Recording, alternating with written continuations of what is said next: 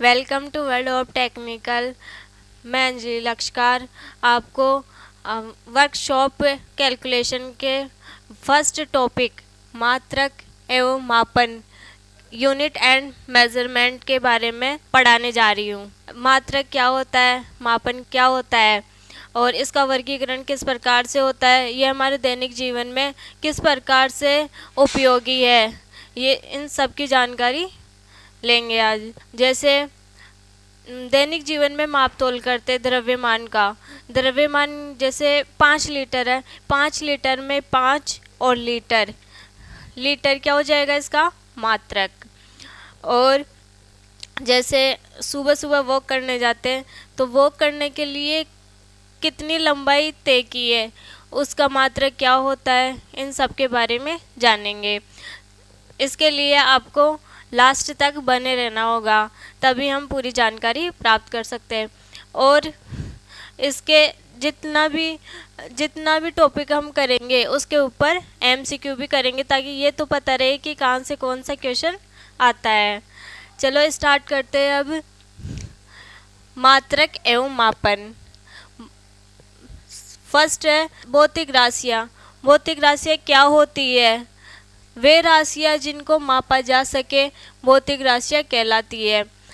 मापने के लिए, द्रव्यमान को मापने के लिए जिस इंस्ट्रूमेंट का उपयोग किया जाता है उसको बोलते हैं भौतिक राशियाँ। जैसे द्रव्यमान है 4 किलोग्राम, ये तो हो जाएगा परिणाम और ये हो जाएगा मात्रक। इसके बाद आएगा भौतिक राशियों का वर्गीकरण, क्लासिफिकेशन ऑफ फिजिकल क्वांटिटीज। कितने प्रकार का होता है भौतिक राशियों का वर्गीकरण? 2 प्रकार से, दिशा एवं परिणाम के आधार पर और मात्रक एवं मापन के आधार पर। क्या बोलते? On the basis of magnitude and direction. और सेकंड है मात्रक एवं मापन के आधार पर, on the basis of unit and measurement के आधार पर। दिशा एवं परिणाम के आधार पर भौतिक राशियाँ 2 प्रकार की होती है। फर्स्ट है अदिश राशि और सेकंड है सदिश राशि। First scalar quantities and second vector quantities. इसके बाद है मात्रक एवं मापन के आधार पर 3 प्रकार की होती है, मूल राशियाँ, व्युत्पन्न राशियाँ, पूरक राशियाँ। मूल राशियों को बोलते हैं फंडामेंटल क्वांटिटीज, व्युत्पन्न राशि को बोलते हैं डिराइव्ड क्वांटिटीज, पूरक राशि को बोलते हैं सप्लीमेंट्री क्वांटिटीज। अब जानते हैं कि अदिश राशि और सदिश राशि क्या होती है। अदिश राशि, फर्स्ट है अदिश राशि। अदिश राशि किन्हें बोलते हैं? जिनमें वे भौतिक राशियाँ जिनको परिणाम की आवश्यकता होती है लेकिन दिशा की आवश्यकता नहीं होती, उन्हें अदिश राशियाँ कहते हैं। जैसे ये 5 फीट, 5 क्या हो जाएगा, इसमें जो आगे की संख्या होगी वो तो हो जाएगा परिणाम, और जो पीछे का होगा उसको बोलेंगे मात्रक। उसके बाद है जैसे ये दूरी, यहाँ से यहाँ तक दूरी तय करने का मात्रक क्या हो जाएगा, m, और ये परिणाम हो जाएगा इसका। ऐसे ही द्रव्यमान, द्रव्यमान के लिए ये तो हो जाएगा परिणाम और ये हो जाएगा मात्रक। इसके बाद देखते हैं सदिश राशियाँ। सदिश राशियों को बोलते हैं वेक्टर क्वांटिटीज। वे राशियाँ जिनको मापने के लिए परिणाम और दिशा दोनों की आवश्यकता होती है उन्हें सदिश राशि कहते हैं। जैसे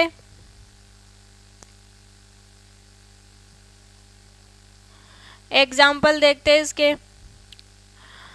अदिश में तो क्या होता है, परिणाम की आवश्यकता होती है लेकिन दिशा की आवश्यकता नहीं होती। परिणाम को बोलते हैं मैग्नीट्यूड और दिशा को बोलते हैं डायरेक्शन। कोई बॉक्स रखा हुआ है,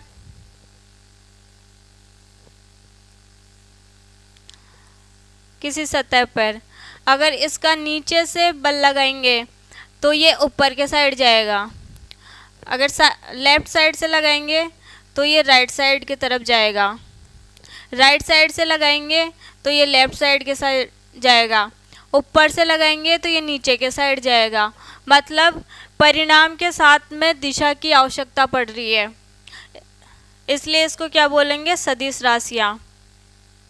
इसके बाद आता है मापन मात्रक के आधार पर भौतिक राशियाँ। ये 3 प्रकार की होती है। फर्स्ट है मूल मात्रक, फंडामेंटल क्वांटिटीज़। वे राशियाँ जिन्हें व्यक्त करने के लिए किसी दूसरी राशि की आवश्यकता नहीं होती या दूसरी राशि पर निर्भर नहीं करते, स्वतंत्र रहते हैं, उन्हें मूल मात्रक कहते हैं। मूल मात्रक मतलब जो दूसरे पर डिपेंड नहीं रहते, खुद का कार्य खुद करते। जैसे मूल मात्रक 7 प्रकार के होते हैं।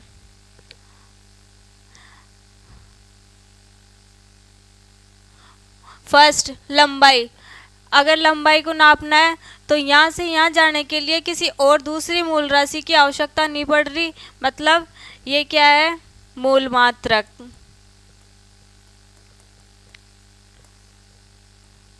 मीटर में। इसके बाद में द्रव्यमान, समय, तापमान, ज्योति तीव्रता, पदार्थ की मात्रा, विद्युत धारा। लंबाई को बोलते लेंथ, द्रव्यमान को बोलते मास, समय को बोलते टाइम, तापमान को बोलते टेम्परेचर, ज्योति तीव्रता को बोलते लुमिनियस इंटेंसिटी, पदार्थ की मात्रा को बोलते अमाउंट ऑफ सब्सटेंस, विद्युत धारा को बोलते इलेक्ट्रिक करंट। ये है मूल राशि 7। इसी के आधार पर आगे राशियां निकालते हैं, मात्रक। अब व्युत्पन्न राशियां। सेकंड है व्युत्पन्न राशियां। मात्रक एवं मापन के आधार पर सेकंड कौन सी है, व्युत्पन्न राशियां। इनको बोलते हैं डिराइव्ड क्वांटिटीज। ऐसी राशियां जिनका मापन करने के लिए मूल मात्रक या राशि की आवश्यकता होती है या मूल राशियों की सहायता की जरूरत पड़ती है, उन्हें व्युत्पन्न मात्रक या राशियां कहते हैं। जैसे फर्स्ट कौन सी पढ़े थे, मूल मात्रक। मूल मात्रक या मूल राशियों की आवश्यकता पड़े उसको क्या बोलते हैं, व्युत्पन्न राशियां। मतलब जिन राशियों में या मापन में मूल मात्रक की आवश्यकता होती है उन्हें बोलते हैं व्युत्पन्न राशियां या डिराइव्ड क्वांटिटीज। जैसे एग्जाम्पल हो गया इसका कार्य, घनत्व आदि। कार्य मतलब जैसे बल ले लिए, बल में m इंटू ए, मतलब 2 राशियों की आवश्यकता पड़ रही है ना, तो इसको क्या बोलेंगे, व्युत्पन्न राशियां। इसके बाद पूरक राशियां, सप्लीमेंट्री क्वांटिटीज। सप्लीमेंट्री क्वांटिटीज में ये 2 राशियां हैं जिनका पहले पता नहीं था, बाद में पता चलने के बाद इनको पूरक राशियों में रखा गया है। जैसे समतल कोण और ठोस कोण। समतल कोण को रेडियन में मापते हैं, इसका मात्रक होता है रेडियन। और ठोस कोण इसको बोलते हैं सॉलिड एंगल, जिसका मात्रक होता है स्टेरेडियन, SR। इसके बाद मापन, मेजरमेंट कैसे करते हैं।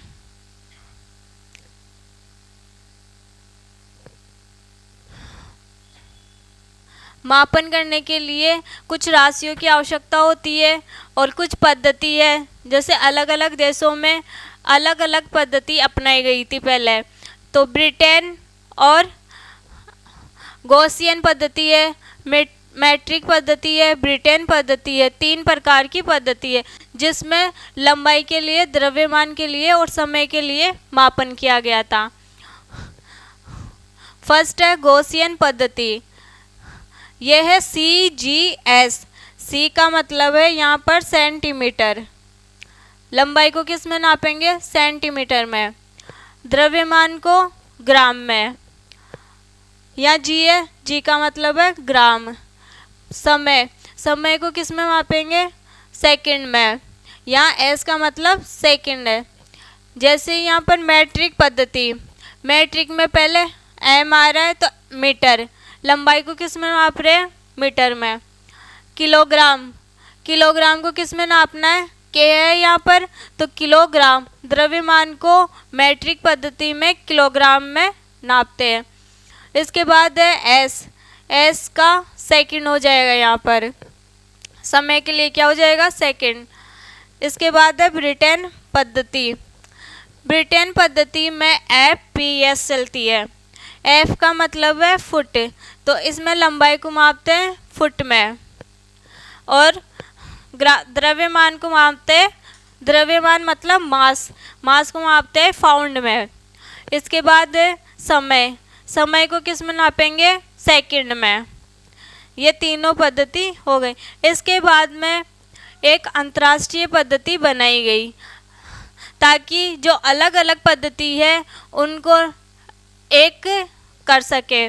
मतलब इन सब का यूज करने से अच्छा है जो पूरे देश में, मतलब सभी देशों में जो पद्धति यूज होती है उसका यूज कर सके।